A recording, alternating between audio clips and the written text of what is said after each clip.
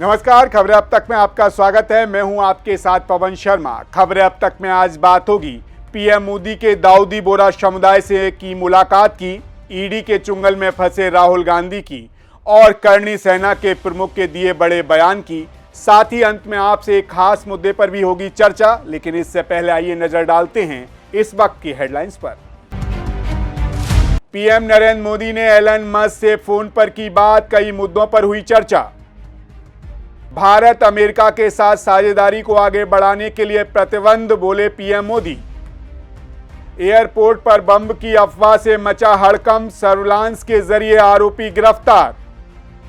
मुर्शिदाबाद हिंसा के विरोध में उतरी करणी सेना, लखनऊ में सीएम ममता का फूंका पुतला। समीर सिन्हा नागरिक उड्डयन सचिव नियुक्त, राजेश अग्रवाल होंगे नए वाणिज्य सचिव। कर्नाटक में रोहित वेमुला बनाए कानून सरकार, बोले राहुल गांधी। हम मुगलों और अंग्रेजों के रहे गुलाम, उसी का परिणाम जातिवाद पर, बोले Akhilesh Yadav. National Herald case में राहुल सोनिया पर कार्रवाई से भड़की कांग्रेस, पटना में रोकी ट्रेन। आंधी बारिश की मार से परेशान किसानों को मिली राहत, सीएम योगी ने दिए सख्त निर्देश।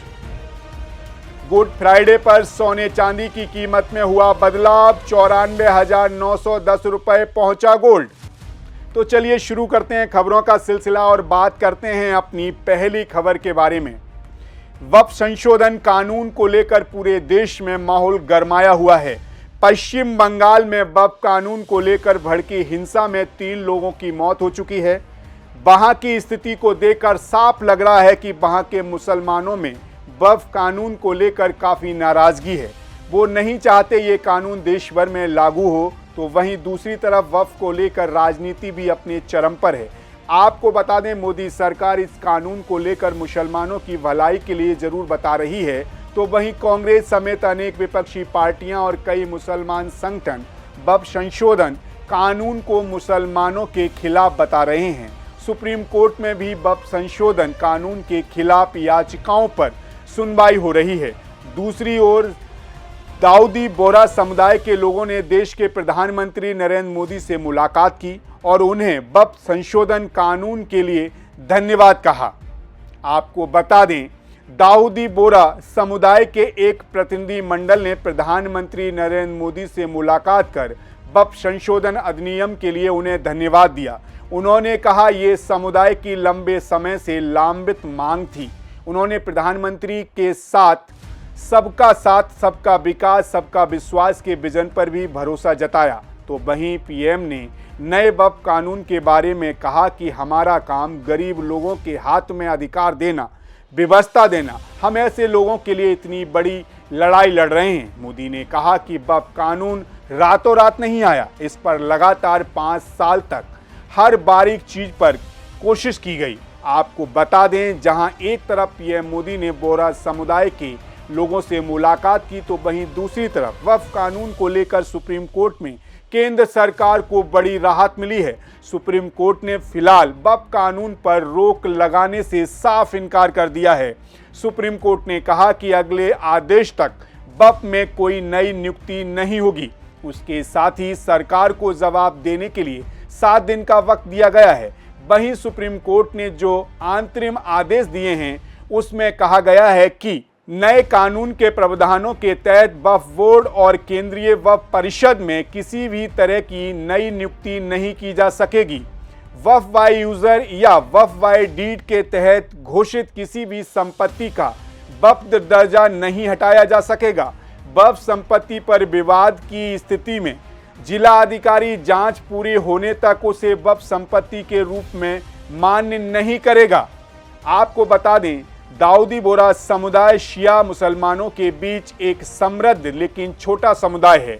वक्फ कानून बनने के दौरान वक्फ की जेपीसी के सामने इस समाज का प्रतिनिधित्व जाने माने वकील हरीश साल्वे ने किया था। संयुक्त समिति की अध्यक्षता भारतीय जनता पार्टी के सांसद जगदंबिका पाल ने की थी। खैर, इसी के साथ खबरें अब तक में रुक करते हैं अगली रिपोर्ट की तरफ। प्रवर्तन निदेशालय यानी कि ईडी ने नेशनल हेराल्ड मनी लॉन्ड्रिंग मामले में कांग्रेस सांसद राहुल गांधी, सोनिया गांधी और कांग्रेस ओवरसीज प्रमुख के खिलाफ अदालत में चार्जशीट दाखिल की है। सुनवाई के लिए 25 अप्रैल की तारीख तय की गई है। वहीं कांग्रेस ने ईडी की कार्रवाई के विरोध में देशव्यापी विरोध का ऐलान किया है, जिसके विरोध में पूरे देश में कांग्रेस विरोध प्रदर्शन कर रही है। इसी बीच राहुल गांधी के बहनोई राबर्ट वाड्रा ने भी ईडी की पूछताछ चल रही है। संपत्तियों को जब्त करने की प्रतिक्रिया तो पहले ही शुरू हो चुकी है। आपको बता दें, जून 2022 में नेशनल हेराल्ड केस में राहुल गांधी और सोनिया गांधी से ईडी दफ्तर में बुलाकर कई दिनों तक पूछताछ की गई थी। इससे पहले जून 2014 में सोनिया गांधी, राहुल गांधी के खिलाफ सम्मन जारी किए गए थे। वहीं अगस्त 2014 में ईडी के मनी लॉन्ड्रिंग का केस दर्ज कराया था। दिसंबर 2015 में दिल्ली के पटियाला हाउस कोर्ट ने सोनिया गांधी और राहुल गांधी समेत सभी आरोपियों को जमानत दे दी थी, लेकिन ये मामला एक बार फिर ताज़ा हो गया है। वहीं कांग्रेस ने सरकार के इस ताज़ा एक्शन को बदले की राजनीति बताया है। कांग्रेस तो सीधा आरोप लगा रही है कि ईडी केंद्र में सत्ताधारी भारतीय जनता पार्टी के इशारे पर काम कर रही है। प्रधानमंत्री नरेंद्र मोदी ने भी एक बार कहा था कि जो काम जनता नहीं कर पाई, भ्रष्टाचारियों के खिलाफ वो काम ईडी और सीबीआई जैसी एजेंसियों ने कर डाला है। ऐसे में सवाल उठता है कि कांग्रेस के खिलाफ भारतीय जनता पार्टी किस हद तक जाने की सोच रही है। ये कदम केजरीवाल की तरह ही सख्त होगा या सिर्फ परेशान करने का इरादा है। ईडी एक्शन का कांग्रेस पर क्या असर होगा, सवाल तो उठ रहे हैं। लेकिन आपको ये भी याद दिला दें कि राहुल गांधी की गिरफ्तारी की आशंका तो तब भी जताई जाने लगी थी जब 3 साल पहले ईडी दफ्तर बुलाकर उनसे पूछताछ की जा रही थी, लेकिन ऐसा कुछ हुआ नहीं। वहीं बीते कई चुनावों से पहले ऐसा माहौल बना कि राबर्ट वाड्रा को गिरफ्तार किया जा सकता है, लेकिन उनकी भी गिरफ्तारी नहीं की गई। ऐसे में अगर कांग्रेस नेतृत्व के सामने भी आम आदमी पार्टी जैसी ही मुश्किलें आईं तो मुकाबला मुश्किल हो जाएगा, क्योंकि बिहार चुनाव नज़दीक है। ऐसे में कांग्रेस का पूरा फोकस उस पर है। अगर ईडी बार बार राहुल गांधी या दूसरे कांग्रेस नेताओं को पूछताछ के लिए बुलाती है तो समय के साथ साथ ऊर्जा की भी बर्बादी होगी, जिसका फायदा कहीं ना कहीं भारतीय जनता पार्टी को होगा। खैर, इसी के साथ खबरें अब तक में बढ़ेंगे अगली खबर की तरफ।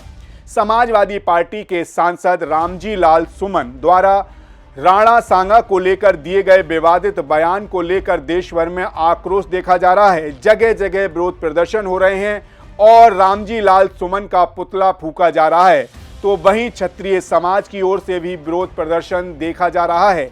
इसी कड़ी में अब क्षत्रिय करनी सेना ने इस मुद्दे को लेकर एक बार फिर मोर्चा खोल दिया है। करनी सेना प्रमुख राज शेखावत ने अपनी तीखे और साफ शब्दों में इस पूरे विवाद पर बयान जारी किया है और सपा मुखिया अखिलेश यादव पर निशाना साधा है। आपको बता दें, राज शेखावत ने कहा है कि जो भी इस राष्ट्र या सनातन के खिलाफ बोलेगा, करनी सेना अब उसके खिलाफ सख्त रुख अपनाएगी।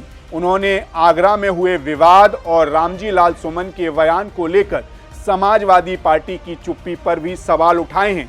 जब उनसे अखिलेश यादव को गोली मारने की धमकी पर सवाल पूछा गया तो उन्होंने कहा कि हमने हड्डी तोड़ कुटाई की धमकी दी है। हमने कभी नहीं कहा कि जान से मार देंगे, लेकिन जो हमारे पूर्वजों का अपमान करेगा उसे करारा जवाब मिलेगा। संविधान का डर जिन्हें नहीं है उनके लिए तो व्यवस्था करनी ही होगी। शेखावत ने कहा कि करनी सेना एक कानून मोर्चा भी है जो कोर्ट और कानून के दायरे में रहकर काम करता है, लेकिन साथ ही साथ संगठन ये भी सुनिश्चित करना चाहता है कि भविष्य में ऐसी घटनाएं दोहराई न जाएं। उन्होंने खुलासा किया कि देश भर में सोशल मीडिया पर महापुरुषों का अपमान करने वालों की एक सूची तैयार की जा रही है। अब ऐसे लोगों को जवाब देने के लिए गर्म दल तैयार है।